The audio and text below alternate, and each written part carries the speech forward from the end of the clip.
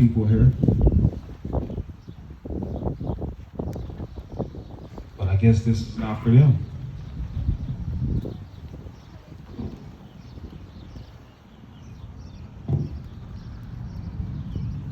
I would first just like to start by thanking everyone. Thank you all who have came out today. Thank you all who have contributed to today. This wasn't anything done by me. It's not about me. We the people, we came together and we decided that we're gonna come out here today and we were gonna make a change.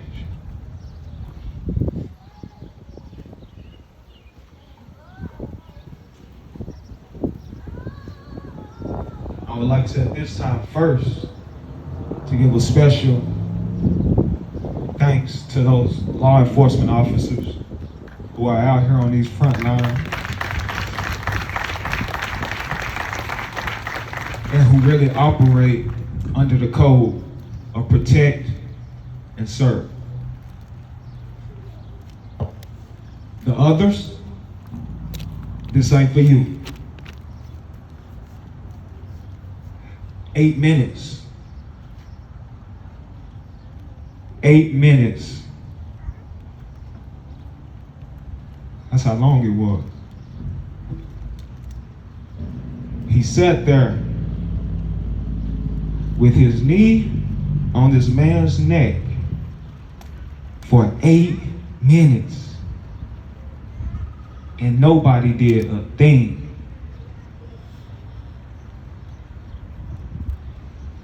Put your hand around your own neck just for a second. See how uncomfortable it is. I tried it yesterday. Just do it. See how uncomfortable it is. You can't even do that for 8 minutes.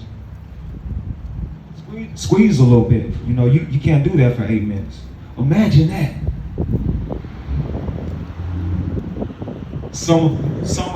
One of his last words was mama.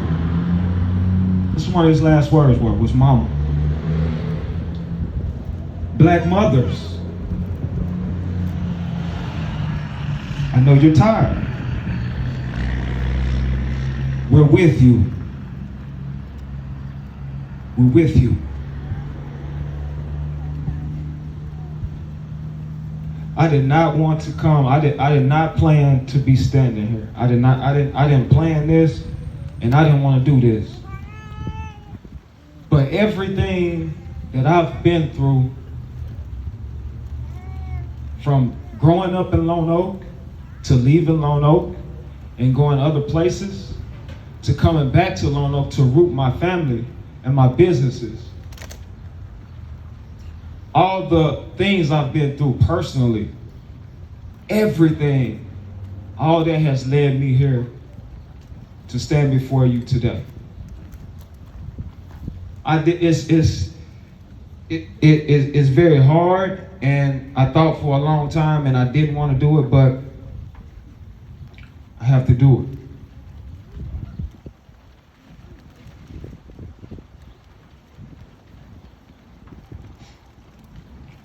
We as a people, we owe more to ourselves. We owe more to ourselves. It's not black against white. It's not black against white. It's not this race against that race. It's we as a people against a system that is designed to decapitate the black man. And I feel so sorry. I know that our officers and things, when they signed up for that, to protect and serve, many of them didn't realize the system that even they were getting into. But it is a system designed to decapitate the black man. You decapitate the black man, what does that do for the black mothers? A lot of black single mothers. And when we raise the conversation and we speak on things like they've took the black man out of the home, we mean that in a whole deeper way than many people can understand. But a lot of times when we say these things, people look at us, and you all look at us like we're complaining. Like we're asking for a handout. When all we want is our lives to be valued the same as everyone else's. That's it. And I'm here, Atlanta needed a different speech. Maybe. Los Angeles, California needed a certain type of speech. Maybe. Every speech you see on the computer, on the internet, all those speeches you see, everyone you see speaking, that's good. But I'm from Lone Oak, Arkansas. This is a smaller area. We don't need the same speech that they got. Would all of you say out here today that we are a family?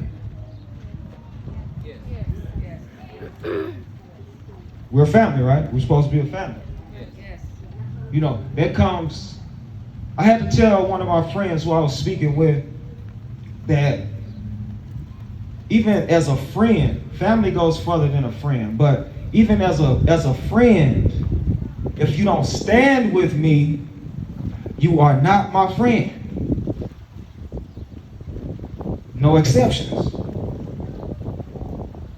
I stand before you today to let you all know that we're at a point now where I'm not up here. The overall goal here, we came to acknowledge what has happened.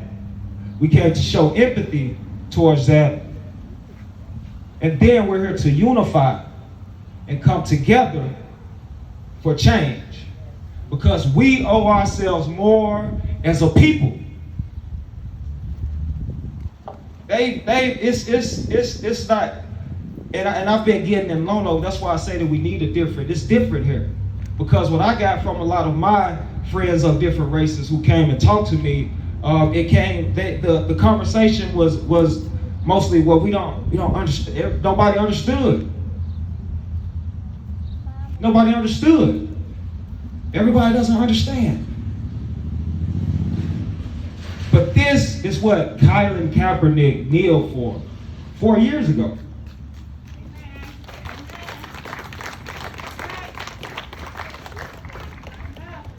At that point in time, nobody understood. A lot of people didn't understand. The world didn't understand. But how many people out here today went and investigated the hashtag or the movement of Black Lives Matter? How many of my friends, the same friends that said they didn't understand, how many at that time went and actually tried to get an understanding of what us as black people have went through?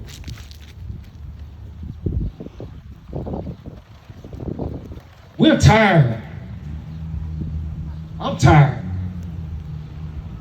I can't teach all my white friends about the history of black people.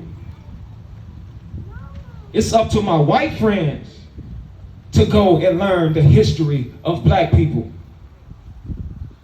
It's up to you to go to your brother and your sister, people who look like you, and inform them and try to teach them the history of black people.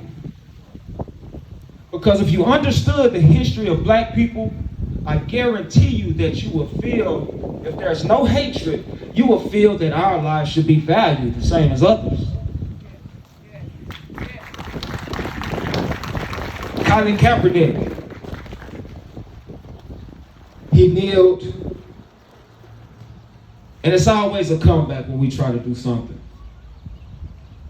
They twisted it and said he was disrespecting the flag.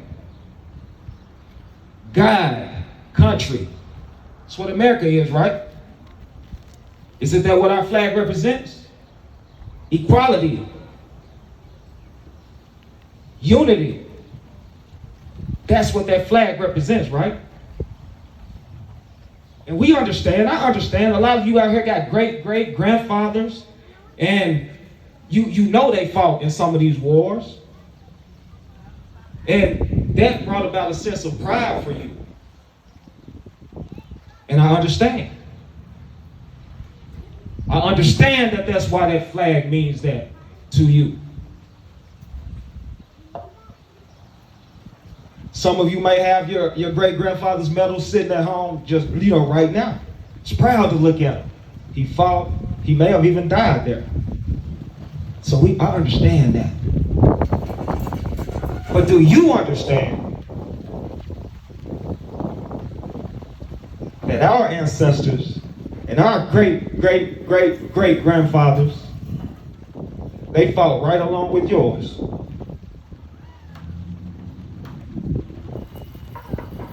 The 1700s, and I didn't come here, I came here, that's why Lonoke, I feel like as a member, as somebody planted in this community, that we need education and understanding. And I'm not here to explain it I'm not going to explain it to everybody every time I see them, but as a group, I feel like that is part of, we need to acknowledge that also, like what we've been through. Because a lot of people don't understand that. A lot of people don't understand that. Our great-grandfathers, our ancestors fought in those wars too. In the 1700s, it was a revolutionary war. Everybody know about the Revolutionary War. Our people fought in it also. And do you know that our people were slaves at that time?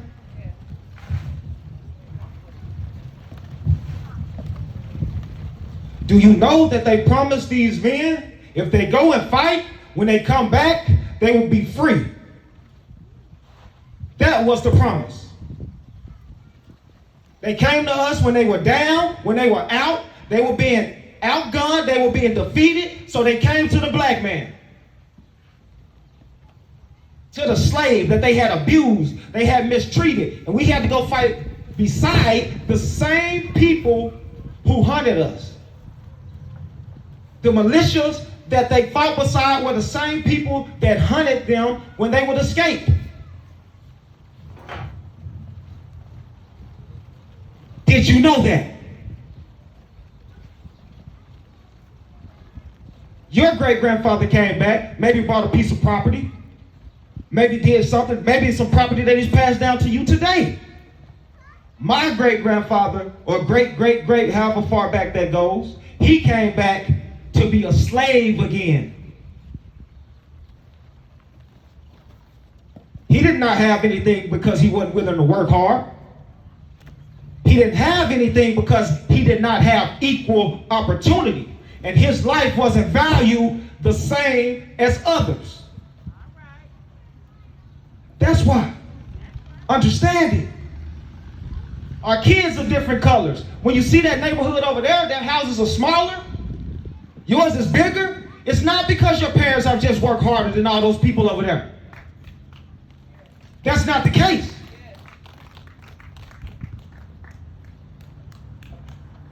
The black mothers, I know you're tired. They will tell you that the black man is lazy. He don't want to do nothing. That's why he's not in the house. But they won't tell you the conditions that he grew up under. They won't tell you that starting way back then, part of what you know and what you were taught came from your great-great-great-great-great-great-great-grandfathers.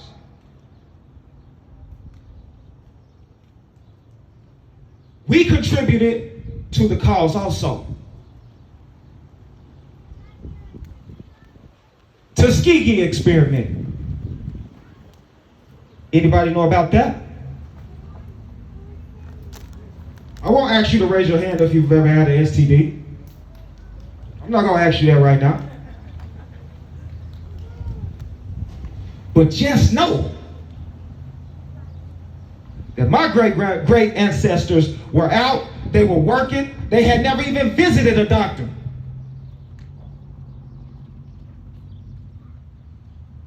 And what did they do? The same thing we do. They don't have much. We got this. We want to run a little game, so we're going to go ask EJ to come be a part of this. But really, we want EJ for an idea. It's not that we care. We want him to try to get to this point.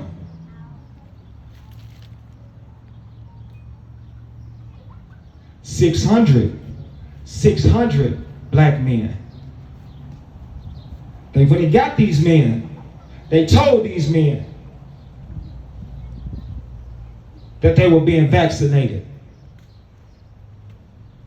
Yeah, that's why. That's why that old white lady, that old black lady in the neighborhood, that's why she don't want to, that's why grandma don't want them shots. That's why she don't want your kids to go up there and get them shots. That's why. It's not because she's crazy. Do you know what she's been through? They injected all these men with these diseases. And they let it play out. Those kids did not have fathers because black fathers don't want to take care of their kids. Those kids didn't have fathers because they were manipulated, they were tricked, and they were led to die. So who was left to teach the others? Who was left to teach the others? If I don't have a father, if I don't have a man to teach me, then who is left to teach me? And at the same time, not having anyone to teach me, I don't even have opportunity in the world. We work hard, just like everyone else. And that's why I stand before you today. This is not about EJ, but EJ is Lone Oak. You're Lone Oak too. We the people are Lone Oak, but EJ is Lone Oak too. Craig is Lone Oak. Everybody out here is Lone Oak. But EJ is Lone Oak too. And let me tell you something about EJ. And that's why no one can tell me, over the past, I've had conversations, but these are not things that I think. These are things that I know. And if you do your investigation, if you do your research, you will know also. If you sit back and think, you will know also. Because we do have common sense. Even when we don't want to use it. We have common sense. And the black man does work hard. And I maybe operate 5 different businesses within this community, within my infrastructure. I've been here, came back here 11 years ago. Go back and look and see what was going on around here before I came here 11 years ago.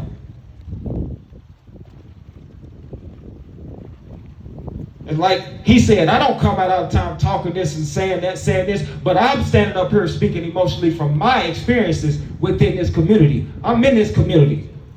I was here 6 years ago when I purchased my building. A white lady walked into my building and looked me in my eyes and said, "How did you buy this?"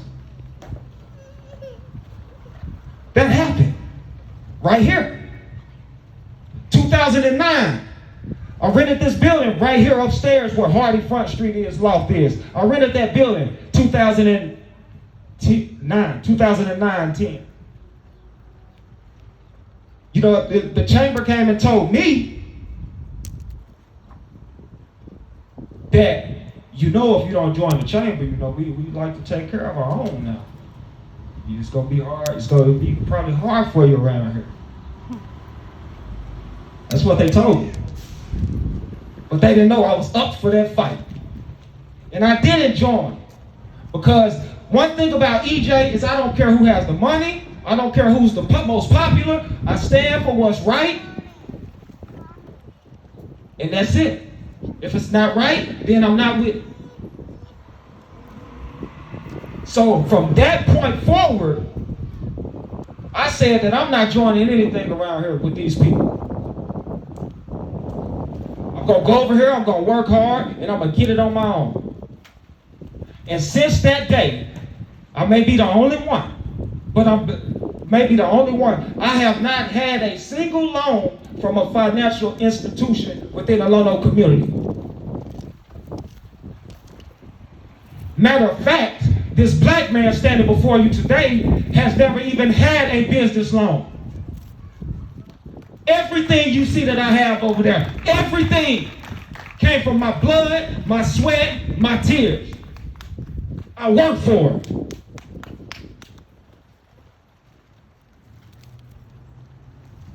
And that's another reason why I can get up here and I can tell the truth, because it starts at the top. A lot of these people don't want to tell the truth because who is responsible for their paycheck?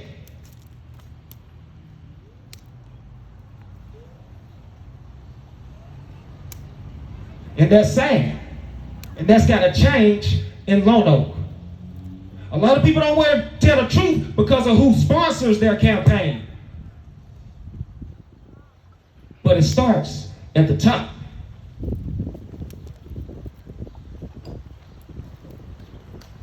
And we want you all to know as black men that a lot of people were saying, we were all talking about the riots and all those things. Those things are necessary.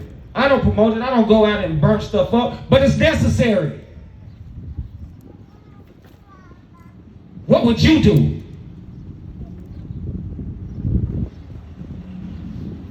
We owe ourselves more as a people. It's not race versus race. It's us against the system and the people who are part of that. And in Lone Oak, it's way simpler to more simple. It's way easier to come together to begin to change, because change does start on a local level. It starts on a local level. But we have to come together. We have to be honest. Y'all may have seen me on social media this past few days or whatnot. Some things that I said on social media, but the conversation had to happen. Maybe you didn't like the delivery, but that's been a problem in Lone Oak already anyhow. That's part of the problem. We worried about the delivery. We don't want to come out and say Black Lives Matter because we worried about those people out there who are going to say all lives matter.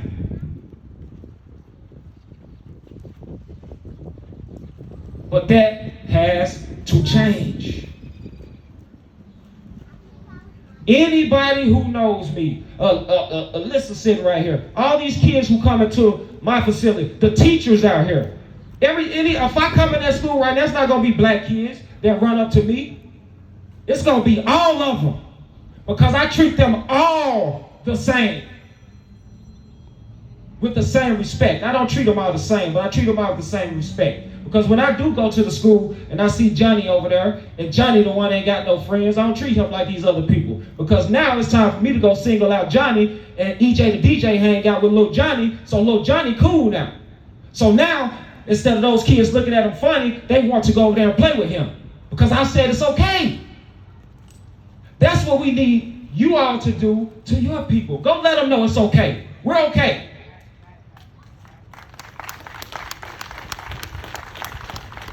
We're loving.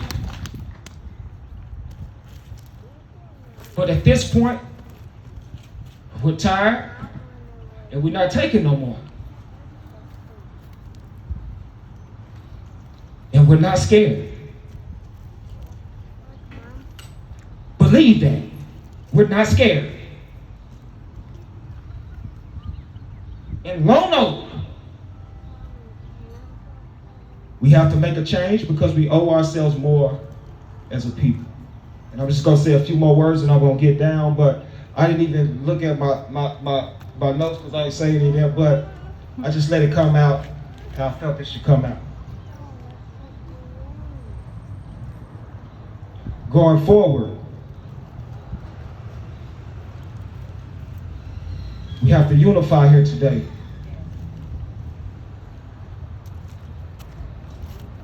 We have to create change. We have to create funding for our black business owners.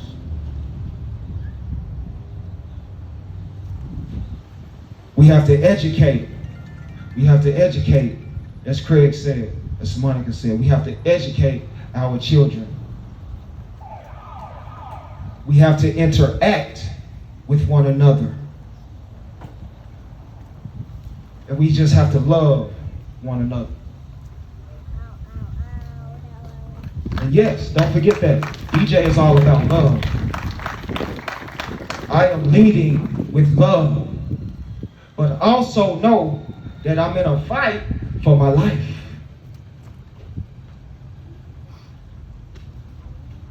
And though I'm the child of God, Peter It's my first cousin.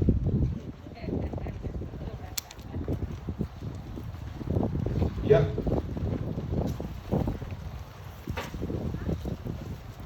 So Lone Oak, from this day forward, we have to make a change. Today wasn't about having the answers. Today was about coming out, showing support, and hopefully you got a little better understanding. Show your kids things like the brown-eyed, blue-eyed project. A white lady did that. She's a teacher. Because y'all are teachers. It's y'all's job to teach. That was your calling. You can teach about black people too, even if you're not black. Because we are all people.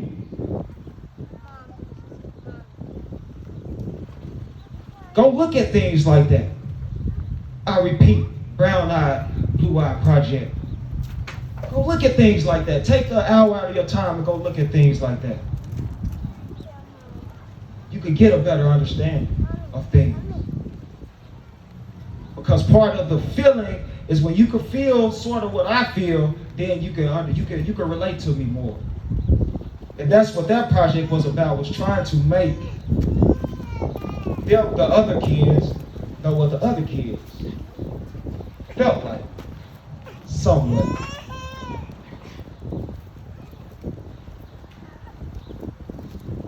And I know, it's not easy, it's not comfortable. This is not comfortable. We know there are older people, younger people, everybody out here. We've never had these conversations in this city, in this town. We've never had them. And to be honest, nobody wanted to raise the conversation. But it's time. It's time. We preach about community, community, community, community. But we don't realize that we're singling out people at the same time.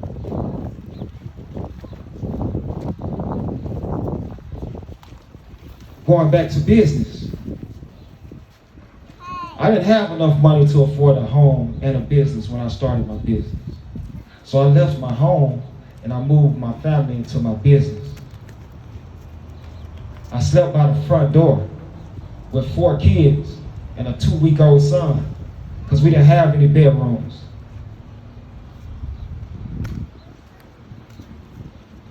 That's why I stand up here today.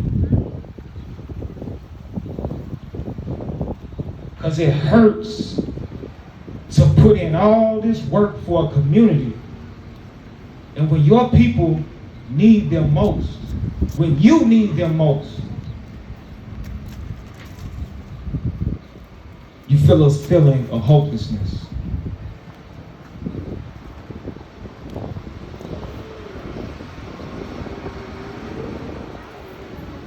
We owe ourselves more as a people. We owe ourselves more. Thank you.